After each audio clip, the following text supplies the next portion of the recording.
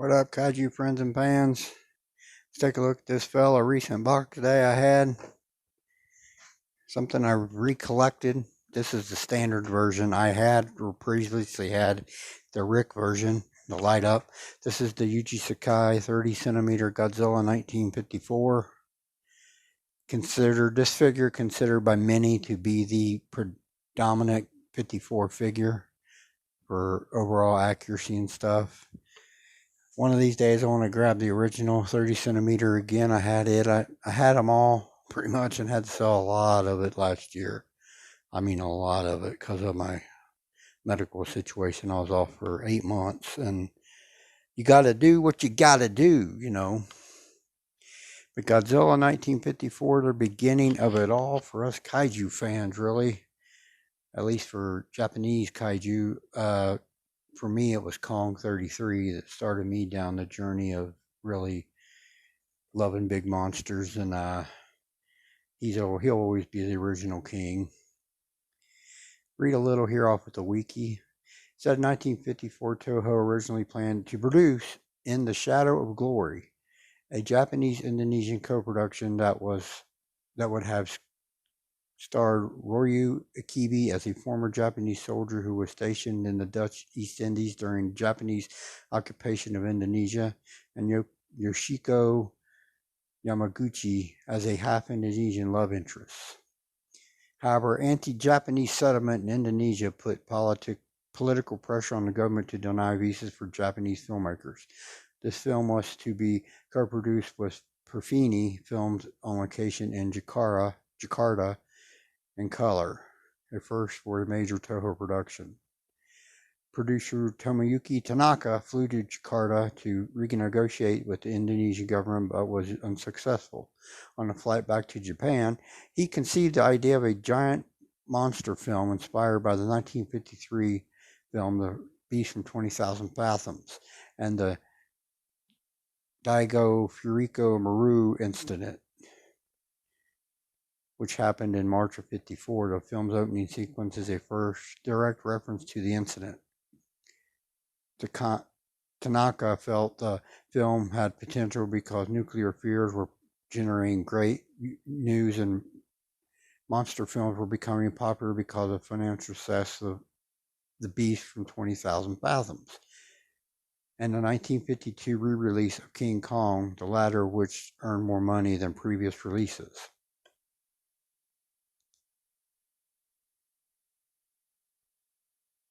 During his flight, Tanaka wrote an outline with the working title of Giant Monster from 20,000 Miles Beneath the Sea and pitched it to executive producer Uwao Mori. Mori approved the project in mid-April '54. So this movie came out November 3rd, and they approved it in mid-April. So what, 6 months to make it? That's crazy.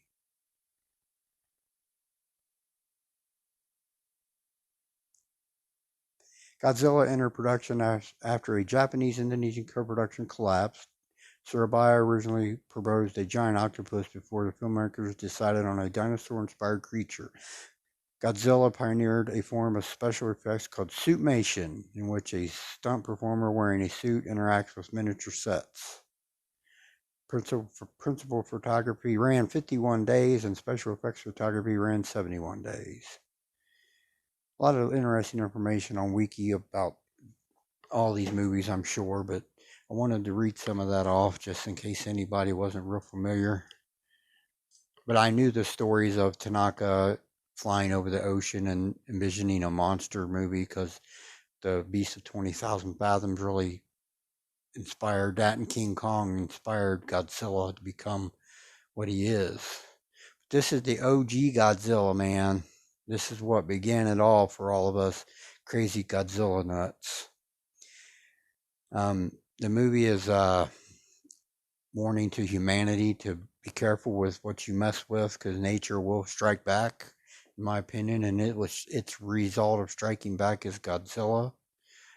The nuclear test spurred Godzilla, but Godzilla became the tragedy for Japan in the film.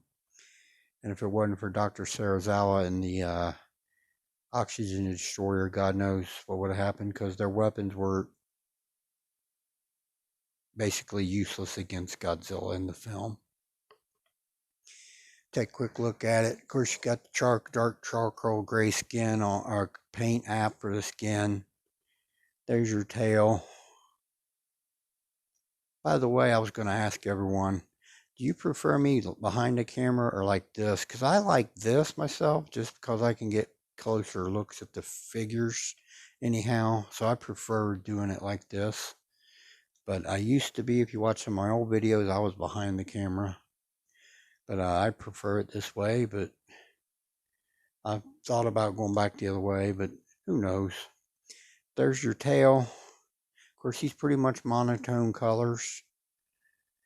I know how they released that 62 25 centimeter with the classic color scheme.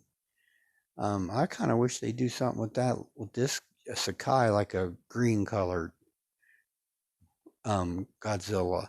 That would be kind of wild looking, I think. I would probably buy that. I think it would be unique. A nice section. The tail sections look good. Dorsal plates start real small on the tail. Then they go up to the back there. As you can see, everything's charcoal gray and the gray. It's really capturing the black and white feel of the film here with this figure. Down here are the feet, 4 toes, dark gray toenails. Got some suit wrinkling here in the legs, especially in the lower leg here sections. Looks real nice, the suit wrinkling. Up here is the midsection. There's the hand claws.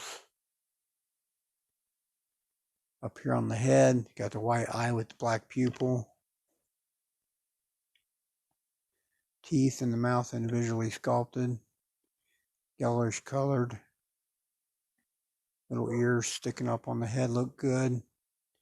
It's really good looking Godzilla here. Everybody's really favorite, I think. What is your favorite? Comment below what's your favorite 54 by xplus. But this one is pretty good, I must admit, to be honest. It's pretty cool. All right, we'll do some comparisons with this here fella, and let's do that now. All right, everybody, here's a 30 centimeter Godzilla 1955. You can see he's a bit taller, maybe by an inch or so, roughly, give or take. Yeah, about an inch, maybe.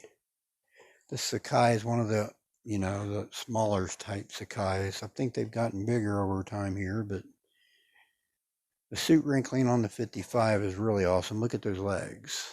I've got a video up recently on him too, by the way. All right, we'll do some more comparisons. Let's do that now. All right, everybody, here's the next Godzilla, 62, 30 centimeter. My favorite 62 xplus is done. I like them all, but this is the one I ended up keeping. Thankfully, I got back to work and I didn't end up selling it. All right, one final comparison. We'll do that now. All right, y'all, here's the one I was talking about, the 25 centimeter 62 classic color scheme there. I wouldn't mind them doing something like that to that 54 Sakai, because I think that would look kind of cool. I would buy it probably if they did a, not outlandish, but like a greenish color or even a light brownish color, colorize it somehow. I would probably buy one, more than likely. All right, I'll move on to some final thoughts here. Let's do that now. All right, everybody.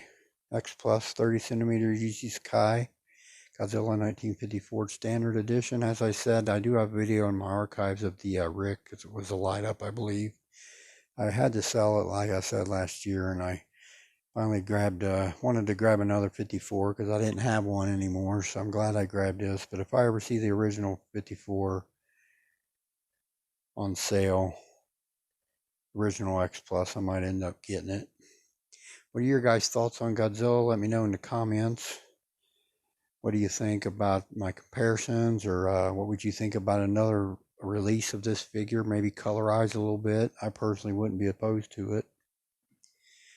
All right, everybody, I'll close out this video. I want to thank everyone who always tunes in, supports my channel. I love y'all. Just feel the Kaiju King. Y'all have a blessed day. We'll talk again soon.